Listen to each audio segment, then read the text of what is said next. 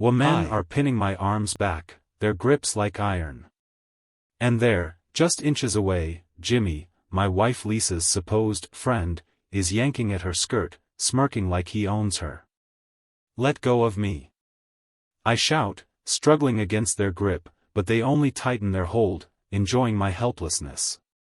Lisa twists away, finally freeing herself, and slaps Jimmy so hard the sound echoes off the walls. But Jimmy's face hardens instantly. He pulls a knife from his pocket, his eyes dark with fury. You be asterisk asterisk asterisk asterisk. No one hits me.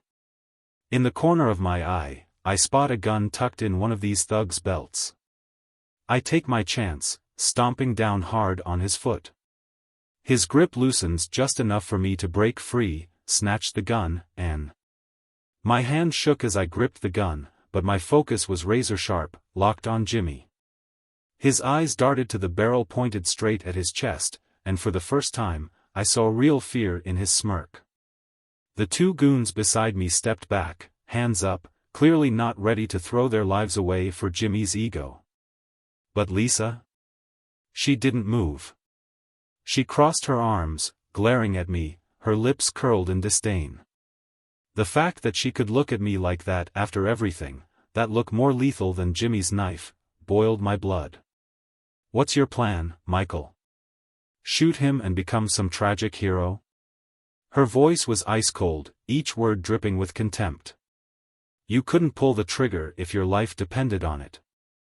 That was the breaking point. I lowered the gun, not out of weakness but out of clarity. Killing Jimmy wasn't going to fix any of this, and somehow, she knew that. She was taunting me, manipulating my every move, playing me like she always did. I'd spent years bending over backward to be the husband she wanted, only to find out she'd been lying, cheating, and laughing behind my back. I stepped back, and in a moment of raw honesty, I said, "You're right, Lisa.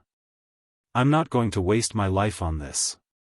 But instead of the quiet surrender she probably expected, I felt something shift, a strength I hadn't felt in years. Jimmy laughed, sensing my hesitation. "Smart choice, buddy. Walk away. She's with me now." He threw his arm around her shoulder, pulling her close. And that's when Lisa turned the tables in a way even I hadn't anticipated. She pulled away from Jimmy, her smile gone. "Oh, don't flatter yourself, Jimmy. You were never more than a game to me." She leaned in close to him, whispering something I couldn't hear, but his face went pale as her words sank in. "What are you talking about?" Jimmy stammered, all confidence draining away. She reached into his pocket and took out the knife he'd just threatened her with, holding it up to his face with an eerie calm. "You think I was here for you?" She laughed, sending a chill through the alley. "This whole thing, Jimmy, was never about you. It was about seeing just how far I could go before Michael finally snapped." She glanced over at me with a twisted smirk, and that's when I realized she'd been playing both of us all along. Jimmy backed away, his eyes wide. "You're crazy." Lisa's voice dropped to a dangerous whisper. "You didn't figure that out yet?"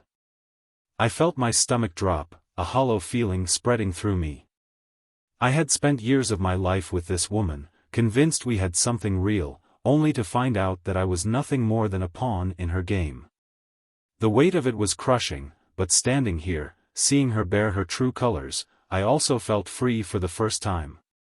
Jimmy, too, was beginning to see her for what she was, and he looked between us, realizing he was caught in something far darker than he'd bargained for. In a moment of desperation, he lunged for the knife still in her hand, but she was faster, stepping back just out of reach.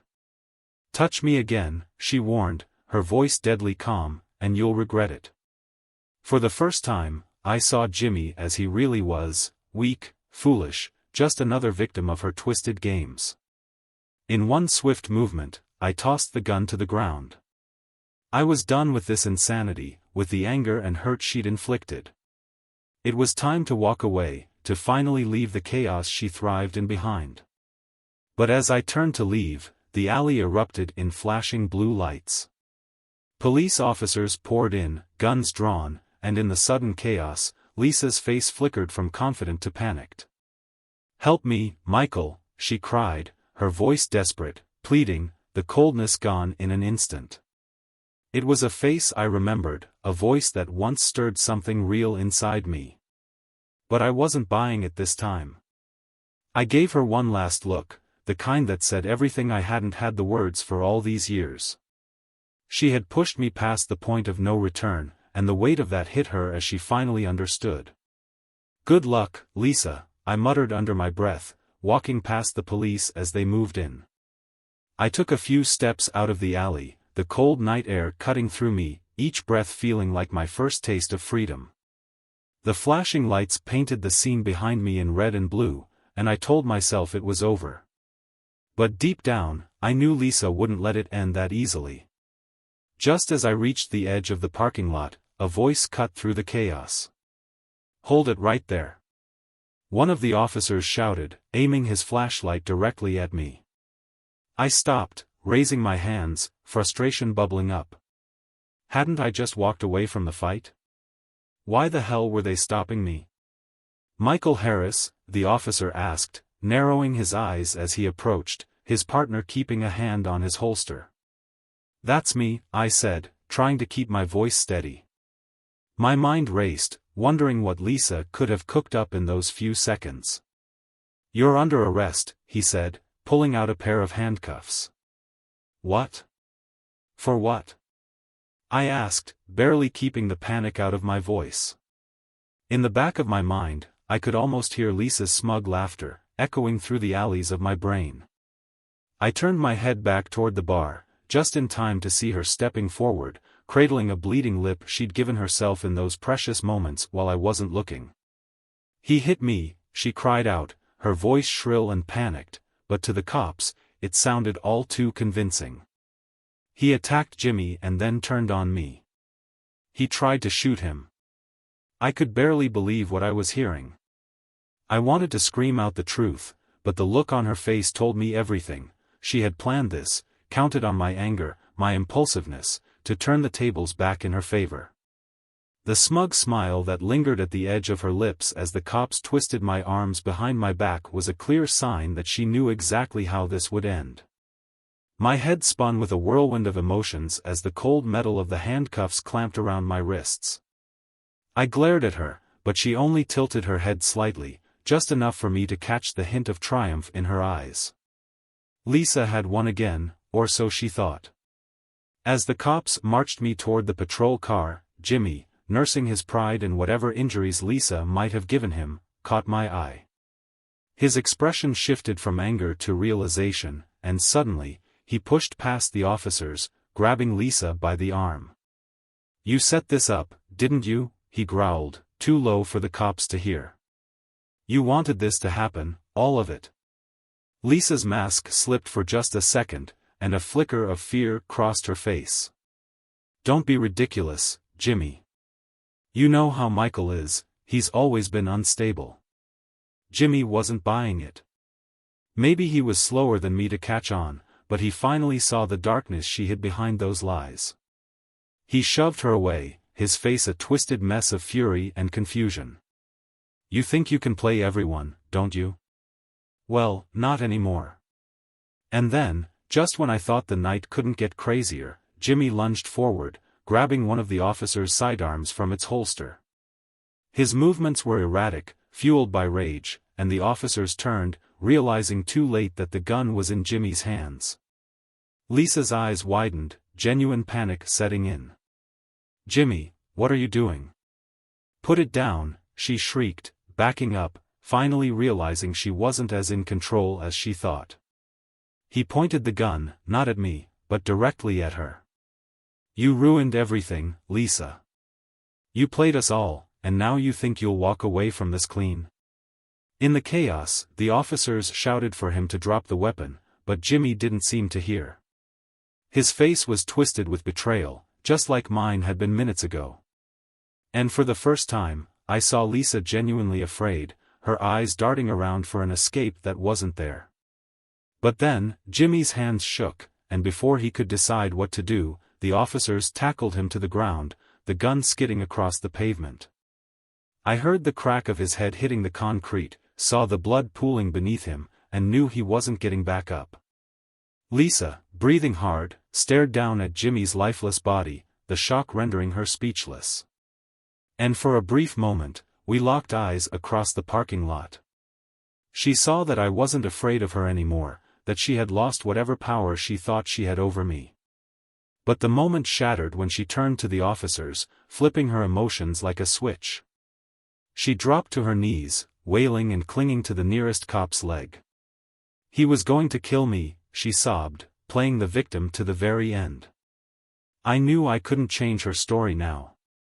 But as the cops pushed me into the back of the patrol car, a strange calm settled over me. I watched her spin her lies, the scene playing out like a bad drama. Because in the end, it didn't matter. I had seen the real Lisa, exposed in that alley, and so had Jimmy in his final moments. She might have won this round, but she'd lost her shield, her secrets laid bare. And deep down, I knew it was only a matter of time before her world came crashing down, this time without anyone left to hold her up. As the patrol car door slammed shut, I looked out at the flashing lights, the broken bodies, and the woman I thought I knew. And for the first time in years, I felt like I'd finally woken up. As the patrol car pulled away, I could still see Lisa in the rearview mirror, weeping into the shoulder of a cop who looked visibly uncomfortable. She'd won this battle, sure. She'd smeared my name, made me the villain, and added Jimmy to the list of people who'd been casualties of her twisted games. But I felt a strange calm settle over me, like I'd already made peace with what was happening. I wasn't done yet. Not by a long shot. At the police station, they processed me, running me through the motions with grim efficiency. I didn't bother explaining myself to anyone, they'd seen it all before. I was just another husband driven over the edge, and I could tell they thought I had it coming. I kept quiet, knowing that the truth was too twisted for anyone to believe. No one would take my word over the woman who had barely escaped a crazed husband with a gun. Hours passed. Just as the sky turned pink with the first light of dawn, they led me into the holding cell, a cold, metal cage that felt eerily calm compared to the chaos of the night before. I closed my eyes, replaying every moment, thinking through my next move. Then, like a gift from the universe, I heard a familiar voice from down the hall. "Hey, Harris. You got a visitor," the officer called, sounding half amused. I looked up, and there, walking toward my cell with a steady, determined gaze, was Mia, Lisa's best friend, the one she'd claimed to be meeting all those nights I knew she was lying. Lisa had always painted Mia as the perfect accomplice, someone who would believe anything she said without question. But the look on Mia's face now told me she'd finally started questioning everything. She waited until the officer had left us alone. Then she stepped forward, gripping the cold bars between us. "I know what happened last night, Michael," she whispered, her voice raw but resolute.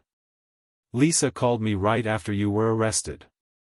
She was frantic, and for the first time, she let things slip. Mia paused, her eyes dark with something I couldn't quite place, anger, betrayal, maybe a bit of fear. I waited, knowing better than to jump in. I could feel her processing it all in real time, the wheels turning as she pieced together the truth. "She used me," Mia said finally, her voice cracking. "All those times she told me she was confiding in a friend, she was just covering for herself, making me her alibi without me even realizing it. I defended her when you started getting suspicious, told you that you were just paranoid." She shook her head. "But I've seen her true colors now. I know she set you up, Michael." Relief flooded through me, but I kept it in check. "Mia, if you believe me, then help me. She's going to keep hurting people, anyone she can manipulate. Jimmy didn't realize it until it was too late, and I don't want to be her next victim on a different kind of hook." Mia nodded, a glint of determination sharpening her gaze. "I'll do more than help, Michael. I'll make sure she doesn't get away with this." She's been spinning her lies for too long, and it's time everyone knows who she really is." With that, she spun on her heel and left, leaving me in stunned silence. I didn't know what she planned to do, but I trusted her. Mia was no stranger to Lisa's mind games, and now that she knew the truth, she had a personal vendetta of her own. And if anyone could turn the tables on Lisa, it was the friend who knew her best. Over the next few days, strange things started happening. From my holding cell, I heard murmurs from the officers, snatches of conversation about new evidence and suspicious bank transfers. They gave me guarded looks, clearly confused. Lisa had been so convincing, so poised in her role as the victim, but now there were cracks in her story, inconsistencies that the detectives couldn't ignore. And then, just when I was beginning to think I might never see daylight again, they called me in for questioning. I sat across from a detective with a sharp look in his eye and a stack of files in front of him. "We've been reviewing some details, Mr. Harris," he began, flipping through the stack of evidence with deliberate slowness. "Seems your wife was awfully quick to accuse you, but some things don't add up. For instance, we found a series of texts she sent to Jimmy, texts that contradict her statement." He looked up at me, his gaze hard. "Can you explain that?" I felt a spark of hope, but I kept my voice steady. "Detective, Lisa's been playing all of us. I don't know what she told you, but she manipulated Jimmy into attacking me, and she set this whole thing up to make me look like the villain." The detective leaned back, studying me with a careful expression. "Mia came in yesterday. She's been bringing us evidence, documents, messages, and financial records that paint a very different picture of Lisa than the one she's been selling us." He pushed a printed screenshot across the table, a text from Lisa to Jimmy, from weeks ago. It read, "Just get him to snap, and we'll have all we need." A chill ran through me as I realized the extent of her planning, the depth of her manipulation. She'd intended for me to break, for me to lash out, just so she could frame me as the unhinged husband. "Thanks to Mia, we're starting to piece together just how far Lisa's been willing to go," the detective said. "And if what we're uncovering is true, she'll be the one in that cell by the time we're done." 2 days later, I was released, free for the first time since that chaotic night. As I stepped outside, Mia was waiting, a small smile of triumph on her face. "She's finally getting what she deserves, Michael," she said, and I could tell it wasn't just for me, it was for herself, for Jimmy, for everyone Lisa had hurt. "Thank you," I said, my voice rough with gratitude and exhaustion. We stood there in silence, watching as the remnants of Lisa's web of lies unraveled. For the first time in years, I felt truly free. Lisa might have been able to fool me, but in the end, her own games had turned on her, and the truth had a way of catching up with those who tried so hard to bury it. Freedom was a strange feeling. It felt good, sure, but there was a hollowness to it, a sense that I wasn't done yet. Lisa might have been outmaneuvered, but she was far from beaten. I knew her better than anyone. She was a master at survival, a chameleon who would twist the truth to whatever suited her best. And after everything she'd done, I wasn't about to let her slip away so easily. Mia and I walked in silence, heading back toward her car. Just as we reached it, my phone buzzed with a message from an unknown number. "Meet me at the Overlook tonight, 9 p.m. alone. There are things you don't know." I felt the blood drain from my face. It had to be Lisa. Only she would reach out to me like this, a final attempt to manipulate and control the narrative. Mia peered over my shoulder, reading the message, her eyes narrowing. "It's a trap," she said. "You can't trust her." "Maybe not," I replied, feeling a strange sense of resolve settle over me, "but I need to hear what she has to say. If there's one thing I know, it's that Lisa doesn't make the first move unless she's desperate.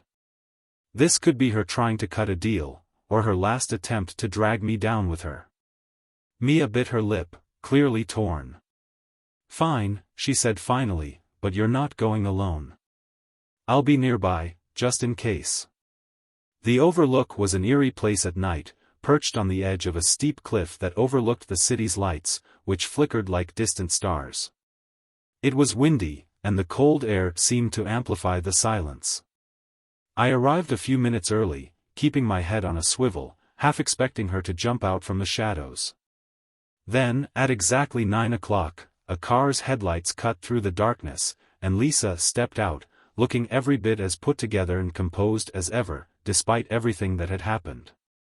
Her expression was unreadable, but there was a flicker of something behind her eyes, something I hadn't seen in years. Fear. "You actually came," she said, feigning surprise as she walked toward me.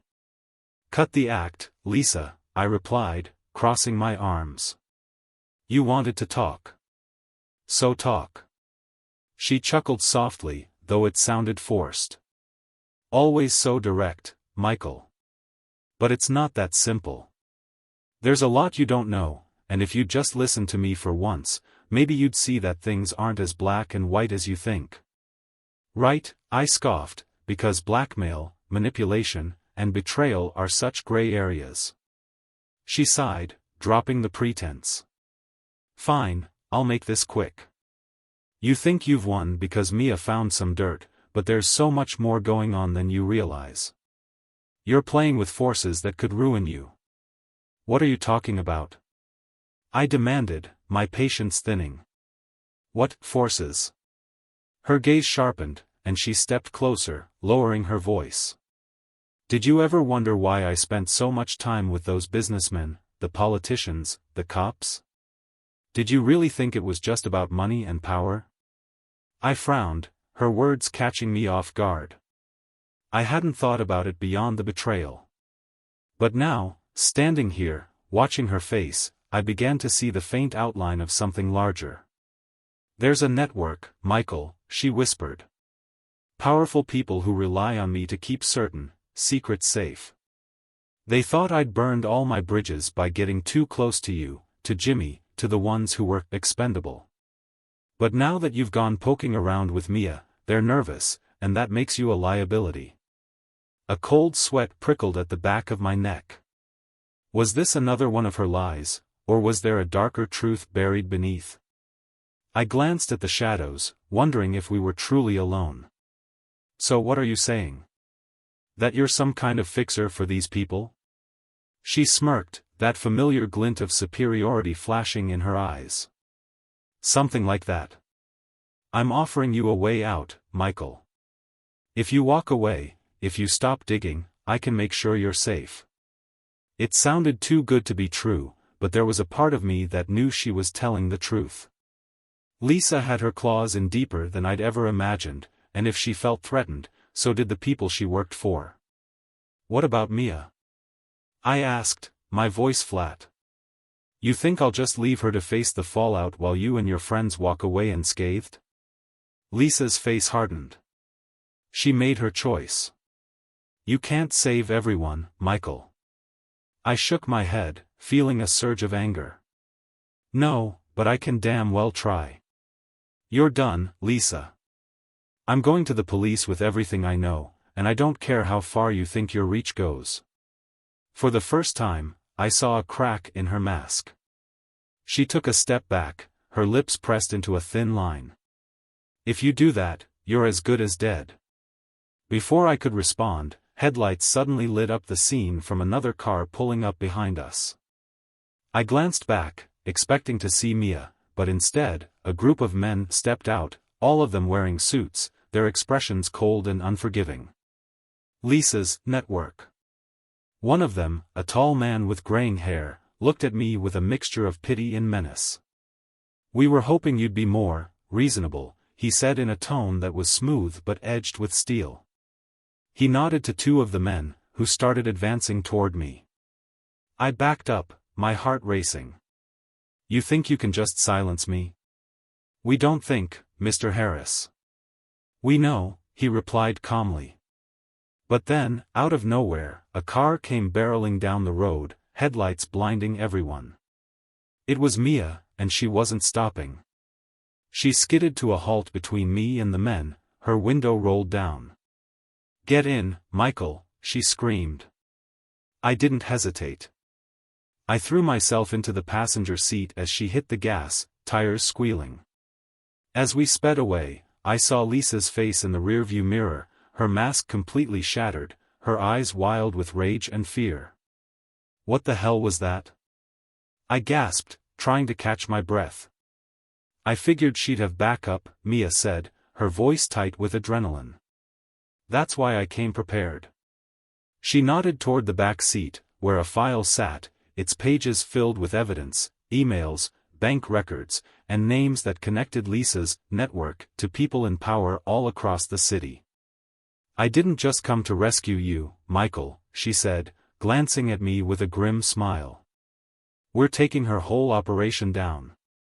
As we raced into the night, I realized this wasn't just about revenge or betrayal anymore. It was about justice, about finally breaking free from Lisa's web and exposing the darkness she'd woven. And for the first time, I knew we had the power to do it. The darkness of the road wrapped around us, Mia's car roaring down the highway, each mile pulling us further from Lisa's trap. The city lights faded in the rearview mirror, but my mind kept circling back to Lisa's face, her threats, and the calm certainty of those men in suits. It felt like we were running from something bigger than either of us, something Lisa had orchestrated but lost control of. Mia broke the silence first. We can't just go to the police. Not with how deep this runs. What then? I asked, glancing at the file in the back seat. We can't take down her entire network on our own. If she's really connected to people in power, it's going to take more than just evidence to bring them down. I know, she replied, her face pale but determined. But we're not alone. There's one person who knows exactly how to bring them down. Lisa's mentor, the guy who taught her everything. I tracked him down last week when I started realizing what she'd been doing. I was planning to go to him alone if things got out of control, but now, she trailed off, taking a deep breath. Now I think it's time to pay him a visit. A mentor? I asked, trying to process what she was saying. Someone taught Lisa how to pull this off. Mia nodded, her grip tight on the wheel. Yes. His name's Victor Kane. He's an old-school fixer, the kind of guy people call when they're desperate and don't care about the consequences. He's retired now, but he still keeps tabs on his protégés, especially one as ambitious as Lisa. By dawn, we were in the mountains, where fog hugged the slopes, hiding us from view. We pulled into a gravel driveway in front of a cabin that looked like it hadn't seen visitors in years. Mia killed the engine and turned to me, her expression grim. If anyone can help us, it's him. But he's dangerous, Michael. We'll only get one shot at this. If he's loyal to her, we're walking into a death trap. I nodded, taking a deep breath. At this point, we've got nothing left to lose. We approached the cabin cautiously, and as we reached the porch, the door swung open. An older man with silver hair and a face lined with scars stood in the doorway, studying us with piercing eyes. He looked as though he could see right through us. Victor Kane? I asked, my voice steady. He nodded, his eyes narrowing as he sized us up. I heard Lisa had a problem with her husband, but I didn't expect him to show up at my doorstep with her best friend. She betrayed us both, Mia replied firmly. And she's coming for you next. We have evidence of her blackmailing half the city's power players. It's only a matter of time before her operation unravels. Kane raised an eyebrow, clearly intrigued. Lisa was always ambitious, he murmured, gesturing us inside. But reckless? That's new. Inside, Kane listened as we laid everything out, the fake alibis, the blackmail, the way she'd manipulated everyone close to her, even him. He listened quietly, nodding occasionally, his expression unreadable. Finally, he leaned back, his fingers steepled in front of him. You two are braver than I gave you credit for, he said, a hint of admiration in his tone. Lisa learned the art of control from me, yes, but she took it to new levels. And from the sound of it, she's gotten sloppy. She's dangerous, I said, feeling a strange mix of anger and exhaustion. And she's coming after everyone who stands in her way. If we don't take her down now, it's only a matter of time before she destroys someone else's life. Kane smirked. Then I suppose it's time I show her a lesson in loyalty. He stood and went to a safe hidden in the wall. Opening it, he pulled out a thick stack of papers, several flash drives, and a small, leather-bound notebook. These are all her weaknesses, he said, handing Mia the notebook. Contacts, financial records, passwords. Enough dirt to end her and everyone who's protected her. Mia flipped through the notebook, her eyes wide. This is everything. But there's a catch, Kane added, his voice serious. Lisa has people who won't go down without a fight. They'll come after you, just as they would come after me if I went public. You'll need to move quickly and disappear just as fast. I felt the weight of what he was saying, but there was no turning back now. We're ready. Kane nodded approvingly. Then here's what you're going to do. Armed with the notebook and Kane's plan, Mia and I drove back into the city under the cover of night. The stakes were higher than ever, but for the first time, it felt like we had the upper hand. We began leaking pieces of the evidence to trusted contacts, journalists, whistleblowers, anyone willing to expose the rot Lisa had spread. Over the next few days, reports began to surface. Corruption, embezzlement, scandals involving high-profile figures connected to Lisa's network. It was a domino effect. Once one fell, the others couldn't hold up their facades. The city was buzzing with outrage, and her operation crumbled as those closest to her distanced themselves to save their own necks. But Lisa wasn't one to go down quietly. The night the final story broke, we received an email from her. Subject: Last chance. Message: You think you've won. But if I go down, I'm taking you with me. It was a desperate threat, one meant to scare us. But we weren't backing down. We released the final file, a dossier detailing her ties to her most powerful allies and the crimes she'd committed to secure them. By morning, warrants were out, and her entire operation was in shambles.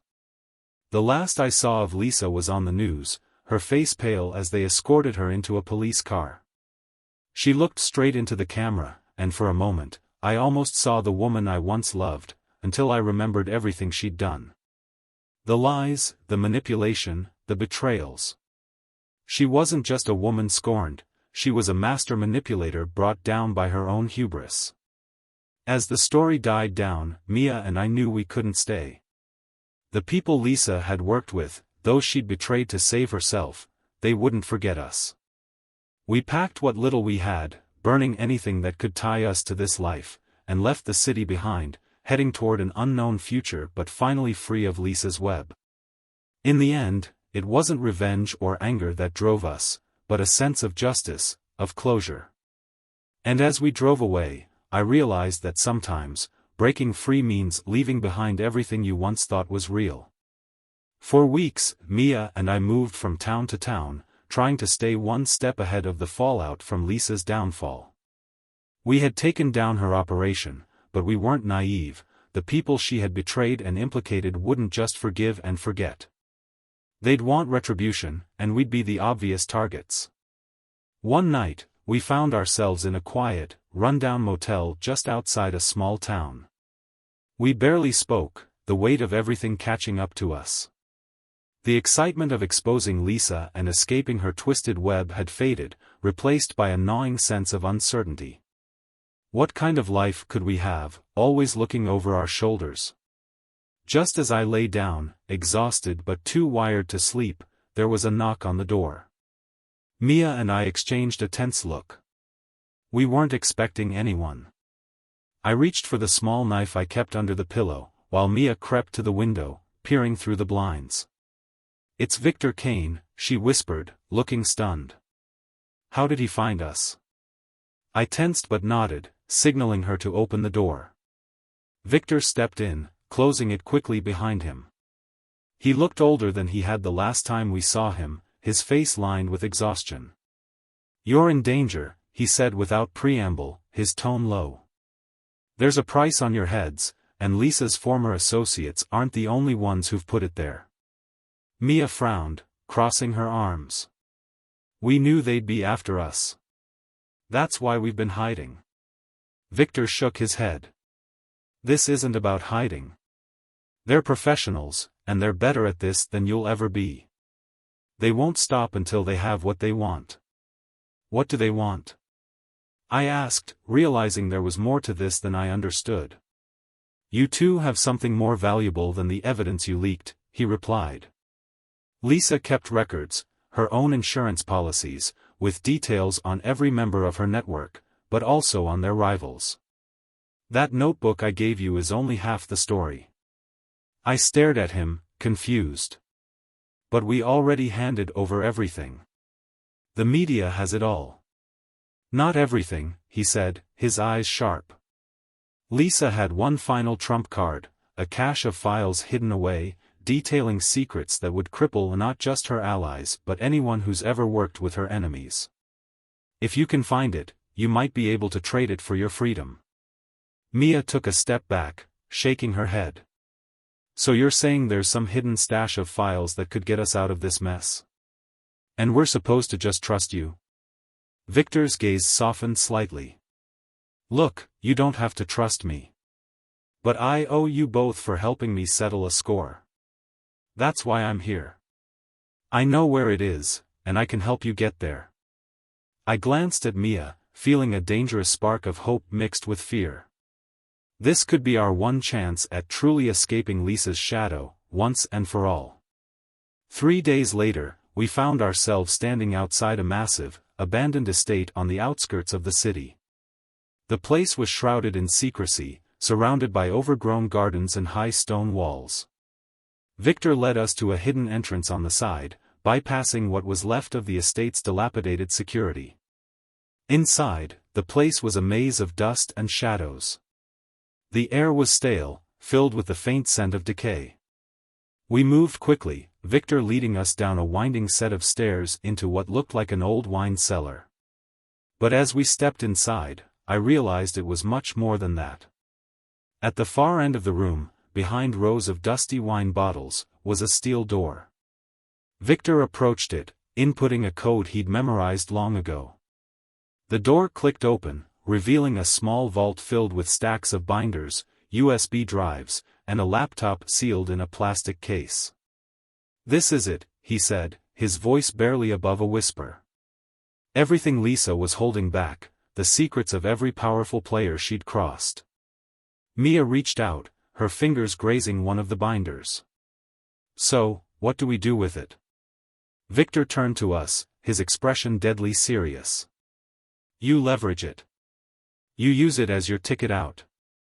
But once you make this move, you'll need to disappear. For good. Burn your identities, cut every tie you have. It's the only way." The weight of his words hit me like a ton of bricks. We were standing on a powder keg of information, secrets that could ruin people far beyond Lisa's network. But I understood. If we ever wanted a life free from this nightmare, we had to go all in. Armed with the files, Mia and I made contact with the most dangerous person on the list, a government official who had his fingers in more pies than anyone could count. He was notorious for fixing problems quietly, permanently, and without questions. We arranged a meeting in a discreet location, praying this would work. The official was a tall man with cold, calculating eyes. He looked us up and down, expression unreadable as we placed the files on the table between us. "You have 1 minute," he said, his voice cold. "Convince me why I shouldn't eliminate you both right here." "We have everything," I replied, keeping my voice steady. "Every detail, every player, every secret Lisa had on you and your network. If anything happens to us, that information goes public. We want out, and in exchange, you keep this quiet. We'll vanish, and you'll never hear from us again." The official's gaze was unblinking, and for a moment, I thought he'd refuse. Then he nodded slowly, a hint of a smile playing at his lips. Deal. But if I see so much as a whisper of this information, you're done. Both of you. With that, he stood up, pocketing the files. You have 24 hours to disappear. I suggest you make the most of it. By the next morning, Mia and I were on the road, heading toward the coast, our past burning behind us. We deleted every trace of ourselves, left every connection to our old lives. And for the first time, as we sped along the empty highway, the tension began to melt away. We were free. Months later, on a quiet beach far from the city, we settled into our new lives. The scars of what we'd been through lingered, but we had survived. Mia and I looked out at the ocean, silent but at peace, knowing that we had escaped the nightmare we'd stumbled into. The cost had been high, but in the end, freedom was worth every price we'd paid. Months passed in our secluded new life, the memories of everything we'd gone through beginning to blur like a distant nightmare. Mia and I had rebuilt, piece by piece, carving out something resembling peace on a quiet stretch of coast. We never spoke of Lisa, Victor, or the files again. It was an unspoken agreement, we had escaped, and we had no intention of looking back. One evening, as the sun dipped below the horizon, casting the ocean in fiery shades of orange and red, I noticed something unusual. A small, black envelope tucked beneath our front door, a chill sliding down my spine as I opened it. Inside was a single slip of paper with just 2 words written on it, "Nice try." My hands went cold, the hair on the back of my neck standing up. Mia came over, her face pale as she read the note over my shoulder. "She found us," she whispered, barely able to get the words out. I shook my head, refusing to believe it. "No, we covered every track. Changed our names, our identities. There's no way." But deep down, I knew better. Lisa was like a virus, a lingering threat, a master of manipulation. She was always one step ahead, and if anyone could dig us out from the deepest cover, it was her. I turned the note over, and my blood ran cold as I saw what was scribbled on the back: "Meet me at the place where it all started." That night, after hours of silent debate, Mia and I found ourselves back on the road, heading to the city we'd fought so hard to escape. The bar where I'd first confronted Lisa loomed ahead, abandoned and dark, its windows boarded up, its neon sign broken and lifeless. We parked, stepping out into the chill of the night, hearts racing. We knew this was dangerous, but there was no denying it. Lisa had found us, and we needed to end it once and for all. Inside, the place was even more unsettling. Shadows pooled in the corners, and broken glass crunched beneath our feet as we navigated the ruins of our past. Then, from the darkness, I heard it, a slow, mocking clap. "Well done, Michael." "And Mia." Lisa stepped forward, a familiar glint in her eyes, her smile cold and unsettling. "I knew you couldn't resist one last look. What do you want?" I demanded, trying to keep my voice steady. Her smile widened, chilling me to the core. "Closure," she said simply. "You thought you could play me, but I was in control the whole time. You're in deeper than you know, and everything you did, it's all part of my plan." "Your plan?" Mia spat, her voice shaking. "We exposed everything, Lisa. You lost." But Lisa just laughed, a low, menacing sound. "Did I? You thought those files were my greatest weapon, didn't you? That I'd crumble without them?" She took a step closer, her eyes gleaming. "But the truth is, those files were only the tip of the iceberg. I have backups, layers within layers. And the best part? I let you find them." Mia and I exchanged horrified glances as the realization dawned. Lisa had orchestrated every move, every piece of evidence, even Victor. She'd lured us right where she wanted. "So, what now?" I asked, forcing the question through clenched teeth. "Why bring us here?" Lisa's smile softened, almost pitying. Because I wanted you to understand. You thought you were playing me, but in the end, I've been pulling the strings from the start. You have no idea what you've just unleashed. She pulled out her phone, pressing a button, and immediately, the sound of sirens filled the air, blue and red lights flashing through the broken windows. We froze as we heard heavy footsteps outside, officers pouring into the building. Lisa held up her hands in mock surrender. They're here for you, Michael. The evidence you leaked? They traced it back to you and Mia. And I made sure they'd think it was all you're doing. You're the scapegoats, my loyal accomplices. And now, you're exactly where you belong. I lunged toward her, but she stepped back, her laughter echoing as the officers burst through the door, their guns drawn. Freeze. Hands in the air. Lisa gave me one last look, a smirk twisting her lips. Goodbye, Michael. Thanks for playing. And with that, she slipped out through a side door, disappearing into the night just as the officers closed in, her shadow lingering like the final chapter in a twisted story. As the handcuffs clicked around my wrists, I realized that in the end, Lisa had won.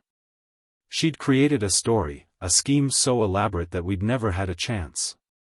The game had been hers from the start, and we were just her pawns, left to take the fall.